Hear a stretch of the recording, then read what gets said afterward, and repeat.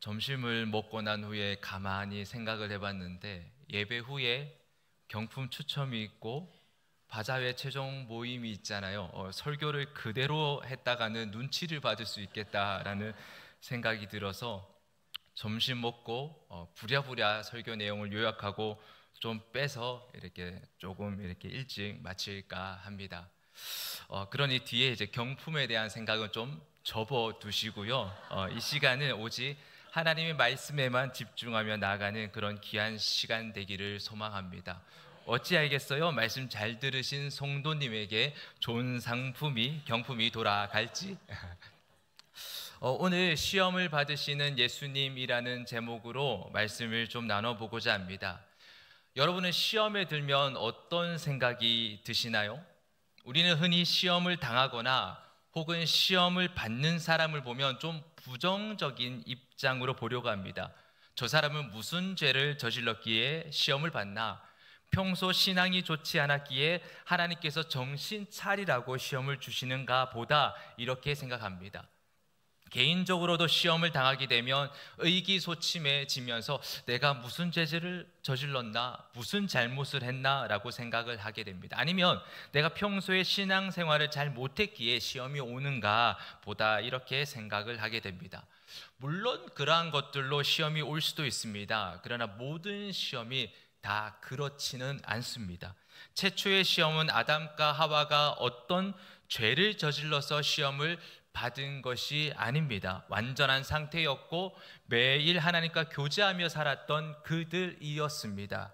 그런데 그런 그들에게도 시험이 있었다라는 겁니다. 그리고 욥을 보아도 알 수 있지 않습니까? 그의 경건함을 하나님께서도 인정을 하셨는데 그런 욥에게도 시험이 찾아왔다라는 겁니다. 오늘 본문도 예수님께서 시험을 받으시는 장면입니다. 예수님은 온전한 삶을 사셨던 분입니다. 그런 분이 무슨 죄가 있어서 시험을 받으셨을까요? 절대 그렇지 않습니다. 히브리서 기자는 이 예수님의 시험에 대해서 이렇게 말합니다. 히브리서 4장 15절 후반부의 말씀에 보면 우리와 똑같이 시험을 받으시는데 뭐가 없으시다고요? 죄는 없으시다. 예수님은 죄가 없으심에도 시험을 받으셨던 겁니다. 그리고 본문을 보시면 예수님께서 시험을 받으실 때 가장 은혜가 충만할 때였습니다. 오늘 본문 1절 말씀을 보면 그때에 라고 나오는데 이는 3장 마지막에 있는 일을 가리키는 말입니다. 3장 마지막에 무슨 내용이 있었냐면 세례 요한으로부터 예수님께서 세례를 받으시는 장면이 나옵니다.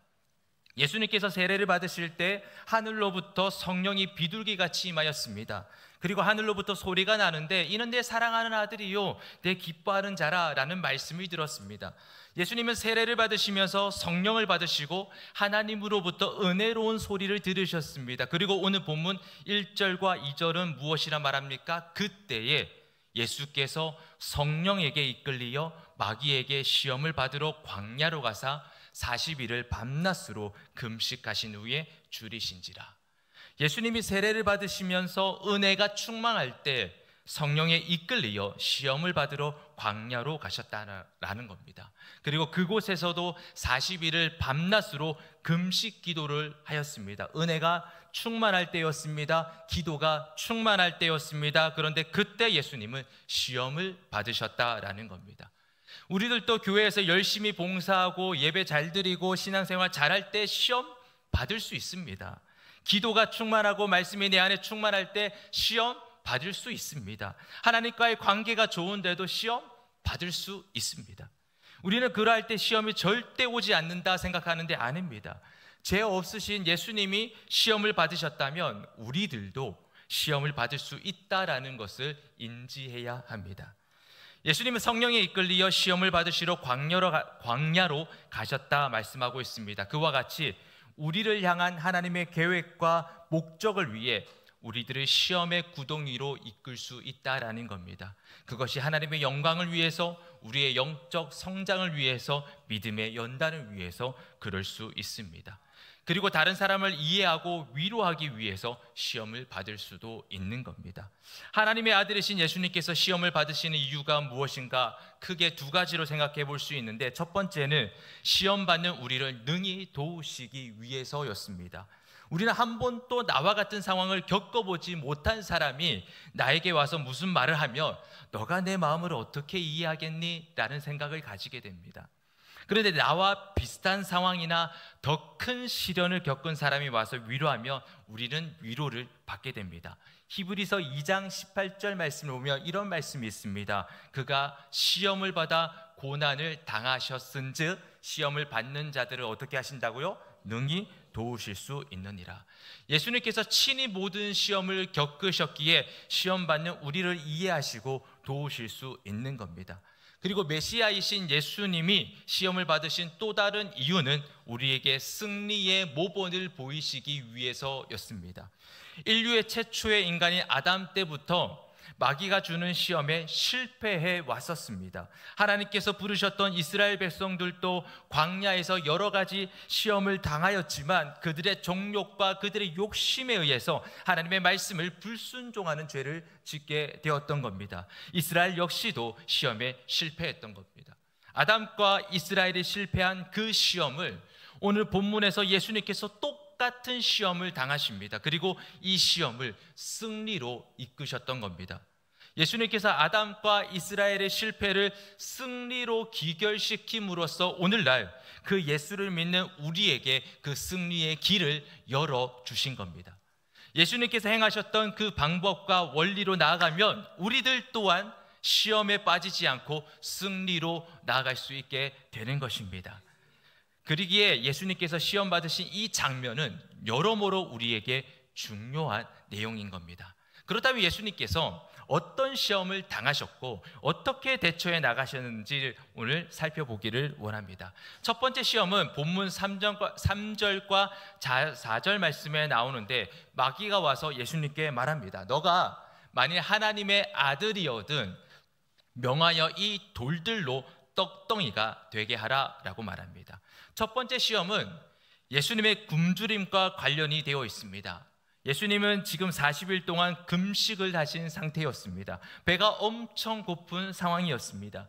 그때 마귀는 예수님에게 이 돌을 떡으로 만들어서 먹으라 라고 얘기한 겁니다. 정말 솔깃한 얘기입니다. 그것도 너가 만일 하나님의 아들이라면 라고 말하면서 시험을 하는 겁니다. 마귀는 지금 예수님의 신적 아들 신분의 특권을 사용해 보라고 촉구를 하고 있는 겁니다. 예수님은 완전한 하나님이셨기에 충분히 그럴 만한 능력이 있으셨습니다. 실제로 나중에 보리떡 5개와 물고기 2마리로 5,000명을 먹이시는 그런 기적을 행하셨습니다. 그래서 그런 기적을 행하는 것 자체가 예수님에게는 문제는 되지 않습니다. 그런데 지금 상황에서 돌이 떡이 되게 하는 기적을 행하는 것은 아버지와 아들의 관계에 영향을 끼치게 됩니다. 마귀가 그의 시험에서 목표하는 것은 하나님의 아들이 하나님 아버지의 뜻을 거스르고 그의 굶주림을 스스로 벗어나도록 하는 것이었습니다. 지금 예수님께서 겪고 있는 굶주림은 하나님께서 그에게 신명기 8장 3절의 교훈을 가르치시기 위한 것이었습니다. 그것을 위해서 계획된 것이었습니다. 그래서 예수님의 이 굶주림을 견디면서 이 교훈을 배우는 것이 하나님의 아들이 따라야 할 하나님 아버지의 뜻이었습니다. 만약 예수님께서 돌을 떡으로 만드시고 자신의 굶주림을 해결하셨다면 이는 하나님의 뜻을 거절하는 것이 되며 불순종하는 것이 되어 버리는 겁니다. 예수님은 마귀가 준 이 시험의 핵심을 꿰뚫어 보고 이렇게 말하는 겁니다. 4절 말씀 우리 다 같이 한번 읽어보도록 하겠습니다. 시작. 예수께서 대답하여 이르시되 기록되었으되 사람이 떡으로만 살 것이 아니요 하나님의 입으로부터 나오는 모든 말씀으로 살 것이라 하였느니라 하시니. 원래 이 말씀은 구약의 하나님께서 이스라엘 백성들에게 만나를 주시면서 그들의 순종 여부를 시험하려 하시려 하였던 말씀입니다. 그래서 사람이 떡으로만 사는 것이 아닌 하나님의 말씀으로 살아야 함을 알게 하려 하셨습니다. 만나를 주실 때 몇 가지 원칙을 정해 주셨는데 하루에 정해진 양만큼 가져가라. 내일 다시 만나를 내릴 것이다. 안식일에는 쉬어야 하니 전날 2배의 양을 가져가라. 하나님께서 이렇게 원칙을 정해 주셨지만 이스라엘 백성들은 그 하나님의 말씀에 순종하지 않았습니다. 내일 다시 만나가 내리지 않을 수도 있다는 생각에 정해진 양보다 더 많이 가져가고, 또 안식일에도 나가서 만나를 기다렸던 겁니다. 이들은 하나님의 말씀 순종보다 그저 자신들의 욕구를 채우는 것을 더 우선시했던 겁니다. 지금 그와 비슷한 상황이 예수님에게 시험으로 다가왔습니다. 마귀는 지금 예수님에게 당장 배고픈 이 육신의 문제를 해결하라라고 말하는 겁니다. 그것도 하나님의 뜻을 거슬러서 돌을 떡으로 만들어 먹으라라는 겁니다. 그런데 예수님은 그런 인간의 욕구를 채우기보다 비록 굶주림이라는 고통 속에 있지만 하나님의 말씀 순종하는 것을 더 중요시 여겼던 겁니다. 분명 마귀는 예수님을 유혹한 것처럼 우리들에게도 똑같이 유혹해 올 겁니다. 하나님의 뜻에 더 관심을 두기보다 당장 우리의 육신의 문제에 더 관심을 가지게 할 겁니다. 하나님의 나라와 그 의를 구하기보다 당장 먹고 사는 것에 더 관심을 가지게 할 겁니다.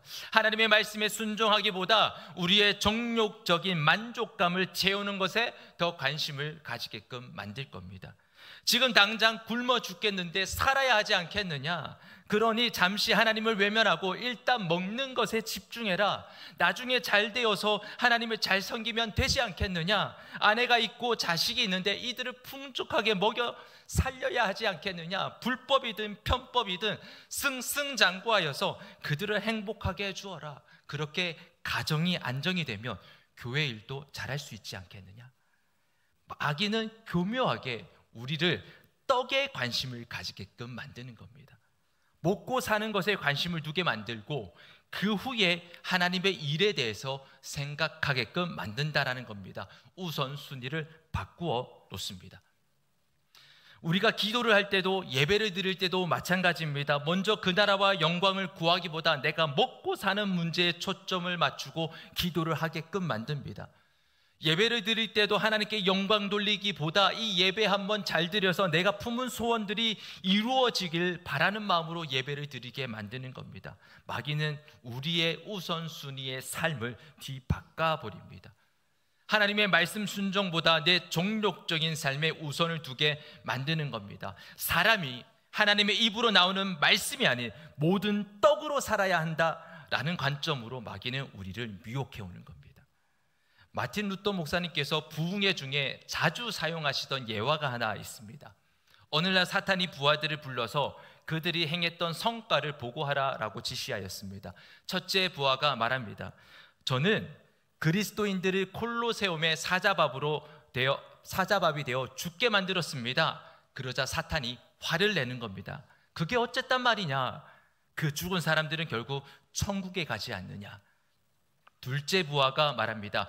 저는 선교사들이 탄 배를 침몰시켜서 다 죽게 만들었습니다. 역시 사탄이 화를 냅니다. 그들 역시 구원받는 것은 변함이 없지 않느냐? 세 번째 부하가 말합니다. 저는 오랫동안 신앙생활을 한 성도를 골라 사업이 잘 풀리게 하고 많은 돈을 벌게 하였습니다. 그랬더니 점점 여가 생활에만 관심이 쏠려 이제는 교회도 잘 나가지 않습니다. 이 보고를 들은 사탄은 크게 기뻐하였다라고 말을 합니다. 마귀가 기뻐하는 것은 우리의 초점을 하나님에게서 멀어지게 만드는 겁니다. 말씀이 아니라 떡에 집중하게끔 만드는 겁니다. 마귀는 이 일을 위해서 오늘도 어김없이 우리들에게 시험으로 다가옵니다. 배고프지 않느냐? 너의 육신적인 필요를 위해 이 돌을 떡으로 만들어 먹어라. 우리는 이 시험을 이기기 위해서 예수님과 같은 원칙이 있어야 합니다. 사람이 떡으로만 사는 것이 아니요 하나님의 입으로 나오는 무엇으로 삽니까? 모든 말씀으로 사는 것이다. 하나님의 뜻을 순종하기 위해서 육신적 굶주림이나 그 밖에 어떤 고통이라도 기꺼이 감수하겠다라는 태도가 있어야 합니다. 내가 먹고 사는 것보다 하나님의 말씀 순종이 내게 최우선시됨을 기억할 때 우리는 이 마귀의 시험에서 이길 수 있게 되는 겁니다. 성도 여러분, 여러분에게 무엇이 하나님보다 우선시 되고 있습니까? 돈 버는 것, 먹고 사는 것, TV 보는 것, 취미를 즐기는 것, 그 외에 어떤 정치나 사상이나 세계관에 빠지는 것 등 이런 육적인 일보다 하나님의 뜻을 알고 그 뜻에 순종하는 것에 우리의 우선순위를 두고 계십니까? 마귀는 이런 것에 우선순위를 두게 만들어서 우리에게서 기도를, 우리에게서 말씀을, 우리에게서 결국은 예배를 뺏어 갈 겁니다. 이 시험을 이기기 위해서 우리는 우선순위가 어디에 있는지 빨리 파악해 나가야 하는 겁니다. 혹여나 떡에 관심을 가지고 있다면 우리는 예수님이 하시는 말씀, 사람이 떡으로만 살 것이 아니요 하나님의 입으로부터 나오는 모든 말씀으로 살 것이라.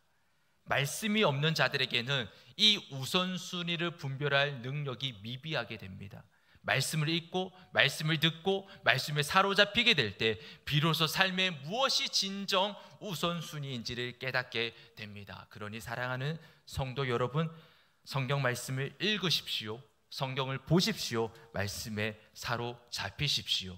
그것이 시험으로 다가오는 마귀를 이길 수 있는 비결입니다. 예수님께서 하나님의 말씀에 최우선시하며 나가니 마귀는 예수님을 성전 꼭대기에 세우고 또 다른 시험으로 유혹합니다. 너가 하나님의 말씀을 최우선으로 삼는다라고 했지. 그러면 이 말씀에 근거하여 한번 성전에서 뛰어내려 봐라. 그러면 하나님께서 너를 보호해 주실 것이다. 마귀는 예수님 보고 성전 꼭대기에서 뛰어내리면 하나님이 천사를 보내어 너를 보호해 주실 것이다 라고 하였습니다. 마귀가 말한 이 말씀의 출처는 시편 91편 11절과 12절 말씀을 인용한 겁니다. 그런데 마귀는 이 말씀의 온전한 뜻을 생각하지 않고 그저 예수님을 시험하기 위해서 말씀을 오용하고 있는 겁니다. 원래 시편 91편은 고난과 환난 가운데 있을 때 겸손히 하나님을 의지하는 사람은 하나님께서 보호하신다라는 말씀이지, 하나님께서 약속하신 대로 행동하는지 안 하시는지를 알아보기 위해서 시험해보라 라는 그런 말씀이 아닙니다. 출애굽기 17장 말씀을 보면 이스라엘 백성들이 무리바에서 하나님이 우리 중에 계신가 아니 계신가 시험하였다라는 말씀이 나옵니다. 그들은 광야를 지나면서 마실 물이 없으니 목이 말라 죽게 생겼습니다. 그들이 생각하길 하나님이 함께 하신다면 이럴 수가 있나? 우리를 목마르게 내버려 두실 수가 있나?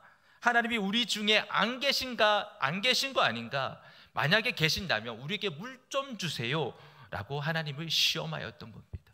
그들은 하나님의 신실성과 인도하심을 온전히 신뢰하지 못하였던 겁니다. 지금 마귀도 예수님에게 하나님 아버지가 너와 함께 하시는 게 맞는지 시험해보라. 너가 뛰어내렸을 때 하나님이 그의 천사들을 명하여서 너를 보호해 주시는지 한번 해보라는 겁니다. 예수님은 그 마귀의 핵심을 꿰뚫었기에 신명기 6장 16절 말씀을 인용하시면서 주 너의 하나님을 시험치 말라라고 말씀하신 겁니다. 우리는 자신의 영적인 것을 증명하기 위해서 하나님을 시험해서는 안 됩니다. 캠벨 몰갈이라는 사람이 이런 말을 하였습니다. 사람이 하나님에 대한 신뢰를 증명하기 위해 하나님을 시험하는 것은 그 자신이 하나님을 신뢰하고 있지 않음을 드러내는 것이다 라고 말입니다. 우리가 흔히 어떤 것을 작정하고 나서 이렇게 이뤄달라고 기도합니다. 그러면 하나님이 나를 사랑하시는지 나와 함께 하시는지 알겠다라고 말합니다. 어쩔 때는 하나님이 나를 사랑하신다면 이 문제를 꼭 해결해 주세요라고 기도합니다. 그러한 간구가 이루어지면 하나님이 나와 함께 하시는구나 라고 생각하고, 만약 이루어지지 않는다면 하나님은 나와 함께 하시지 않는갑다, 하나님은 나를 사랑하시지 않는갑다 라고 생각하는 겁니다. 우리는 내가 처한 상황으로 하나님이 이끌고 와서 시험해 보는 겁니다. 내가 원하는 방식대로 이루어지지 않으면 하나님이 나와 함께 하시는지에 대해서 의심하는 모습, 이것은 이스라엘 백성들이 자신의 뜻대로 되지 않을 때 하나님이 우리 중에 계신가 아닌가 하고 시험해 보는 것과 똑같은 모습인 겁니다. 우리는 일단 하나님을 내 상황으로 끌어들이는 자체가 잘못된 생각입니다. 우리가 하나님의 종이지 하나님이 우리의 종이 아님을 기억해야 합니다. 우리는 우리의 주인 대신 하나님이 이끄시는 대로 전적으로 신뢰하고 따라가야 하는 겁니다.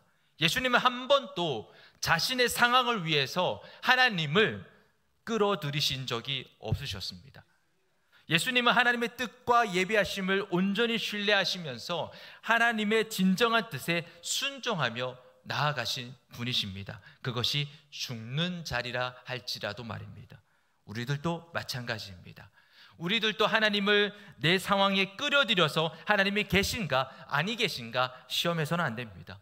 우리는 우리를 향한 하나님의 뜻과 예비하심을 믿고 그가 이끄시는 대로 순종하며 살아가야 하는 겁니다. 주 너의 하나님을 시험치 말라. 성도 여러분, 하나님은 우리와 항상 함께 하시겠다 임마누엘의 약속을 해 주셨습니다. 그러니 어떠한 상황 속에서도 하나님을 시험하지 마시고 그분이 이끄시는 대로 순종하며 나아가는 저와 여러분이 되길 주님의 이름으로 축원드립니다. 예수님께서 받으신 세 번째 시험은 마귀가 예수님을 높은 산으로 데려가서 천하만국과 그 영광을 다 보여줍니다. 그리고 그는 이 모든 것을 너에게 다 주겠다. 그런데 조건을 하나 답니다. 내게 절하라. 나를 경배하라. 여기서 마귀가 이 천하만국과 그 영광을 주겠다라고 약속하는 것은 하나님의 약속을 흉내내고 있는 겁니다. 시편 2편 8절 말씀을 보면 하나님께서 그의 아들인 메시아에게 주신 약속이 있습니다. 내게 구하라. 내가 이방 나라를 내 유업으로 주리니 내 소유가 땅끝까지 이르리로다. 실제로 마태복음 28장 18절 말씀을 보면 예수께서 나와 말씀하여 이르시되 하늘과 땅의 모든 권세를 내게 주셨으니 라고 말씀하십니다. 지금 마귀는 이 하나님의 약속하신 것을 내가 줄 수 있다라고 말하는 겁니다. 마귀는 하나님께서 그의 아들을 이 세상에 보내신 목적을 당장 이룰 수 있는 지름길을 예수님에게 제시하고 있는 겁니다. 조건이 하나 있는데 바로 마귀인 자신에게 엎드려 경배, 엎드려 절만하면 된다라는 겁니다. 마귀의 이 시험은 하나님에 대한 충성심을 자신에게로 바꾸려고 했던 겁니다. 즉 마귀는 예수님에게 타협함을 제시한 겁니다. 이에 예수님은 단호하게 사탄아 물러가라 라고 말씀하시면서 주 너의 하나님께 경배하고 다만 그를 섬기라 말씀합니다. 물론 예수님께서는 하나님으로부터 보내심을 받으신 목적이 세상의 모든 나라에 대한 지배권을 취하는 것이었습니다. 아까 읽었던 마태복음 28장 18절 말씀과 같이 그러한 지배권을 결국은 취하시게 될 것입니다. 예수님의 이러한 목적을 이루시는 것도 중요합니다. 하지만 그것을 이루는 과정과 방법이 하나님의 뜻에 맞게 이루어져야 한다라는 사실입니다. 하나님께서 예수님에게 제시한 이 길은 결코 쉽고 결코 편안한 길이 아니었습니다. 그 길은 고난의 길이요 십자가의 길이었습니다. 그런데 마귀는 자기와 타협하면 이 고난을 따르지 않고 쉽게 천하만국을 얻을 수 있다라고 미혹을 한 겁니다. 여기에 예수님은 단호히 거절하시면서 오직 하나님의 뜻에 충성해 나가겠다라고 말씀하시는 겁니다. 주 너의 하나님께 경배하고 다만 그를 섬기라. 성도 여러분, 마귀는 오늘날에도 세상과의 타협으로 우리를 시험에 옴을 깨달아야 합니다. 주의 일을 할 때도 좋은 결과만 나오면 되었지 그 과정은 세속적이어도 괜찮다라고 마귀는 우리에게 속삭입니다. 예를 들면 교회를 부흥시켜 나가는 것이 하나님의 뜻입니다. 그런데 마귀는 어떻게든 사람들만 많이 모아서 부흥하면 되지 않겠느냐. 그러니 기도, 말씀, 예배 이러한 진부한 것을 다 접어두고 세상의 온갖 세속적인 프로그램을 사용하면 된다라는 식으로 우리를 유혹해 옵니다. 그들의 영적인 성장에 관심을 두기보다 그저 호기심과 흥미로 교회를 부흥시키면 된다라는 겁니다. 그러한 것은 하나님의 뜻을 이뤄가는 것이 아닙니다. 마귀의 뜻을 이뤄가는 것입니다. 하나님에 대한 충성이 아니요 마귀에 대해서 충성하는 겁니다. 우리가 하나님의 일을 함에 있어서 세속적인 방법을 사용한다면 그것은 더 이상 하나님의 일이 아닌 것이 되는 겁니다. 그뿐만 아니라 마귀는 끊임없이 우리의 신앙의 길에 타협함을 거래할 겁니다. 하나님의 뜻에 눈 한번 질끔 감으면 원하는 것들을 소유하게 해주겠다라고 말합니다. 마귀는 우리를 편하게, 우리를 쉽게, 우리를 화려하게, 결국은 넓은 길로 우리를 타협해 가는 겁니다. 다니엘과 그의 세 친구들을 보면 이들은 왕이 주는 포도주와 음식으로 자신을 더럽히지 않기 위해서 먹지 않았습니다. 그때 환관장이 왕이 두렵고 자신의 목숨이 위태로울 수 있으니 고집을 피워서 초췌한 모습으로 보일 필요가 있느냐라고 설득하며 타협을 합니다. 한마디로 좋은 음식 먹고 건강한 모습으로 왕에게 보이면 너희들도 좋고 나의 목숨도 건질 수 있어서 좋지 않느냐라고 설득을 하는 거죠. 마귀는 이런 식으로 우리에게 늘 타협을 거래합니다. 상황적으로 어쩔 수 없지 않느냐, 하나님 또 이해하실 거다, 그냥 눈 질끈 감고 넘어가면 모든 것이 순조롭게 될 수 있다. 하나님의 뜻을 지키는 것도 중요하지만 어찌되었든 그 결과만 잘 되면 되는 것이 아니냐라고 말을 하는 겁니다. 우리는 이러한 유혹에 빠져서는 안 됩니다. 그러기 위해서 다니엘과 그의 세 친구들이 하나님께 뜻을 정하였던 것처럼 우리들도 하나님께만 충성을 다할 것을 다짐하며 나아가야 하는 겁니다. 예수님은 그런 마귀의 거래에 단호하게 사탄아 물러가라 라고 말씀하셨습니다. 우리들도 마귀가 타협을 거래하며 우리에게 찾아올 때 우리는 이와 같이 단호히 외칠 수 있어야 하는 겁니다. 사탄아 물러가라. 우리 다 같이 한번 따라해 볼까요? 사탄아 물러가라. 우리가 이렇게 외치고 어떠한 상황이든 하나님께만 충성하고 다할 것을 굳게 다짐하며 나아갈 때 우리는 시험에서 승리할 수 있게 되는 겁니다. 우리는 오늘 시험을 받으신 예수님에 대해서 살펴보았습니다. 마귀는 예수님에게 세 가지 시험으로 유혹해 왔는데 마귀가 이 시험들을 통해서 실제적으로 유혹하고자 했던 것이 무엇이냐면 예수님의 정체성과 예수님의 사명을 뒤흔들어 놓으려 했다라는 겁니다.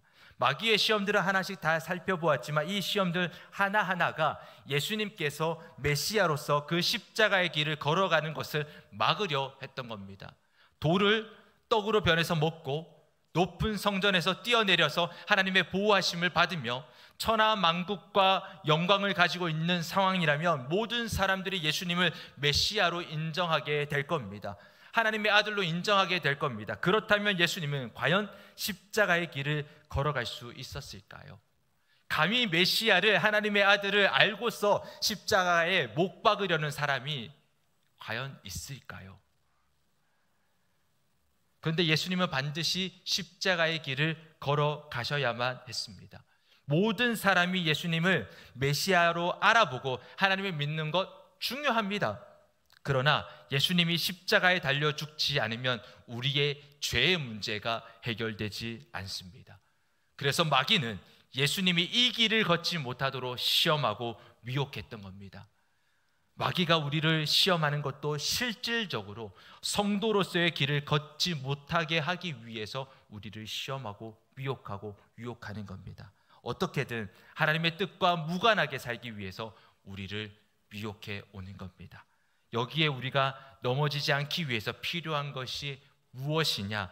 예수님은 이런 마귀의 시험에 공통적으로 대처해 나가신 방법이 무엇이냐면 오늘 본문 4절과 7절과 그리고 10절 말씀에 기록되었으되 기록되었으되 기록되었으되, 예수님께서는 말씀의 검으로 마귀의 시험에서 승리하셨다라는 겁니다. 우리들도 이 말씀에 붙들려 나아갈 때 마귀의 시험에서 승리할 수 있습니다. 말씀에 붙들려 있을 때 우리는 먹고 사는 것보다 하나님의 뜻에 순종하는 것에 더 우선을 두게 됩니다. 말씀에 붙들려 있을 때 우리는 하나님을 시험하지 않게 됩니다. 하나님의 약속의 말씀을 믿으니까요. 말씀에 붙들려 있을 때 우리는 마귀와의 타협을 물리칠 수 있습니다. 그리고 말씀의 반석 위에 굳건하게 서 있을 때 우리는 성도로서의 온전한 길을 걸어갈 수 있는 겁니다. 사랑하는 성도 여러분, 우리가 신앙생활을 잘하고 있어도 시험은 올 수 있습니다. 그때 그 시험을 이기기 위해서 예수님께서 말씀을 굳게 붙잡으셨던 것처럼 우리들도 말씀에 붙들려 살 때 그 시험에서 승리하며 하나님께 영광 돌릴 수 있는 겁니다. 우리 옆 사람에게 이렇게 얘기해 봅시다. 말씀 위에 굳게 섭시다.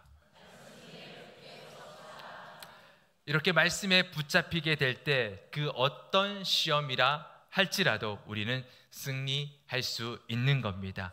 세상의 그 어떤 것보다 말씀을 더 귀히 여기며 늘 승리하며 살아가는 저와 여러분이 되기를 주님의 이름으로 축원드립니다. 기도하겠습니다. 하나님, 우리가 신앙의 순례의 길을 걸어갈 때 수많은 시험들이 우리에게 닥쳐옵니다.